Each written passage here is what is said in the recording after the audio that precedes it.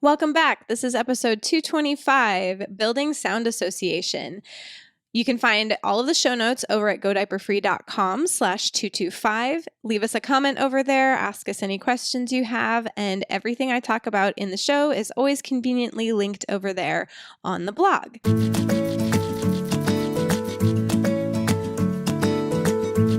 Today we have a question from Vip.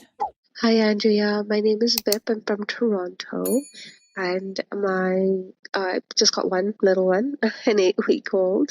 And my specific question is with regards to beginning that communication with the sounds for pee and poo with a little one that is in a diaper. I feel I'm not able to catch that in time. So I'd really appreciate your help. Thank you so much. Thank you, Vip, and congratulations on your new baby. It might feel like a long time, but 8 weeks is so new. Congratulations. Everything you would ever need to know about starting with a newborn is going to be in the Go Diaper Free book. Our podcast here is really helpful. We've got social media, we have the blog, but if you really want everything all in one place, go to the book. It is a digital copy, so you get lifetime updates. There is a paperback option that you can upgrade to if you really feel like you need to hold something in your hands or you like to highlight. But either way, you get access to our free online community as well. It's currently housed on Mighty Networks, and we have coaches over there who can answer questions. We have other parents who can give insights and support. And so the book really is the best way to get all of this information all in one place. I'll also link episode 38, which explains a little bit about why we do sound associations in EC. I'm not going to really go into that in this episode, but I will just mention that other animals signal their young when it's okay to pee and poop, because you don't want your babies as an animal pooping in the bed or in the den or wherever you may be. And so other animals have some way to signal their babies that it is okay to poo or pee.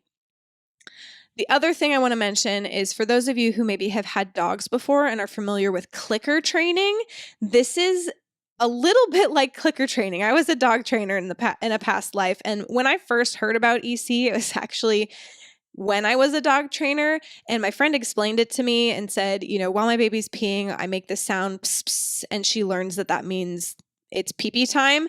And I said, oh, that makes tons of sense. It's exactly the way you train really any basic obedience with a clicker. So if you have familiarity with that, that may help you to understand a little bit why this works. But you said you don't feel like you can catch it because your baby's in a diaper. And I want to encourage you that you don't have to catch all of them to build sound association. It's not about making the sound every single time they go potty, but eventually over time, when you do it little by little, they will start to connect that. And of course, the more you do it, the most likely quicker they will catch on to it, but don't feel like you have to catch every single pee and poop in order to do the sound associations. That's really unrealistic. Even when we do full-time EC, we're really only catching about half of the poos and pees. So do not put that pressure on yourself, especially with an 8-week-old. You want to decide what sounds you're going to use. Most of us use something that's similar to the sound of water for pee, something like psh or pss. And then for poop, often we'll use a kind of grunting sound like if you're holding your baby in the classic EC hold over a sink or toilet, you have their back against your chest or kind of the top of your abdomen, and they can actually feel your body contracting when you make that grunting sound. They can feel your abdomen contracting, and so it encourages them to do that as well. It kind of teaches them both by sound and feel that it's time to go potty. So that's a fun, helpful association for them to make as well. I would start with the easy catches. It is possible to still signal your baby in a diaper when your baby is pooping. Most newborns are very loud poopers, and at the very least, if they're not a loud pooper, they often squirm or make a face. It's usually pretty easy to tell when a newborn's pooping. So when they start pooping, you can make the grunting sound and they will start to associate that sound.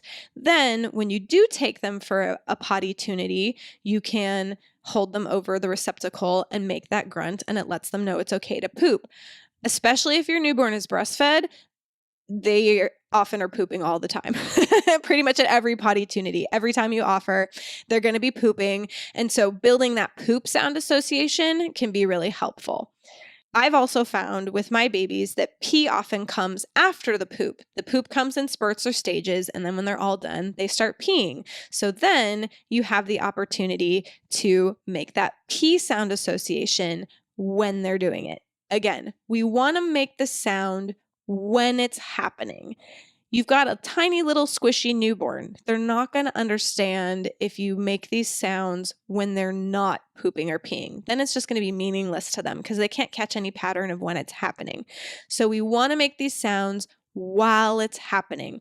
If you have a top hat potty or something that you can pull out very quickly when they are pooping, because it comes in stages, once you know the pooping's happening, you can start to grunt, or you can even say, wait. Even at 8 weeks old, you can say, wait, take the diaper off, sit them on the top hat potty. I, with my youngest, never even used the top hat potty because the chair I nursed in was right by the bathroom. So I would just say, wait, when she started pooping, go into the bathroom, take the diaper off, and hold her over the sink to catch the rest of it. Because it comes out in spurts, you often have the opportunity, even if you don't catch the whole thing, to at least catch a little bit. And every little bit helps you build that association. When they are newborns, you can alternate the pooping and the pee sound. You can go pss, pss, because they do often alternate those things, especially because the poop comes out in spurts. And I would also really encourage you to do some observation with your baby, whether it's holding them in your lap with some kind of waterproof pad over. I'll link the one we have at Tiny Undies. It's a very nice, soft waterproof pad. You can do tummy time or floor time with the waterproof pad and use the log app to not only see if there's a pattern, like if they have a certain amount of time that they'll wait before pooping or peeing after feeding or after waking up, or if there's, with their natural timing, if there's an interval, like they pee every 15 minutes, which is not uncommon for a baby that young. My mom made a comment one time that she thinks that EC is really easy with a newborn because they're just peeing all the time. And that's true. They are peeing a lot, which is one of the reasons that we don't try to catch everything.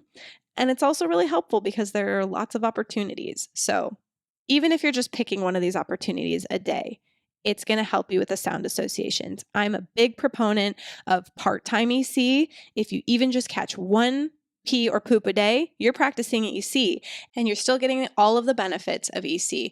You're still introducing the potty to your baby at an early age.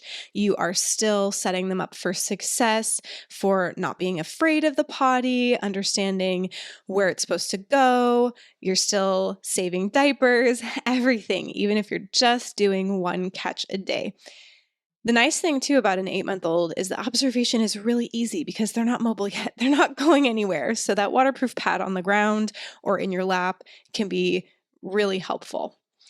As your baby gets older, you will transition to words, phrases, maybe sign language signals. And last week's episode 224 talked all about how you can get a toddler to signal. So if you're listening to this and you have an older baby, that's going to be one of the episodes to listen to. You can also look at the Tiny Potty Training book if your baby is 18 months or older, or even if they're really close to that. I would say as early as 15 or 16 months, you can take a look at the Tiny Potty Training book, and instead of using sounds, you're going to be teaching your child what to say to you when they need to go potty.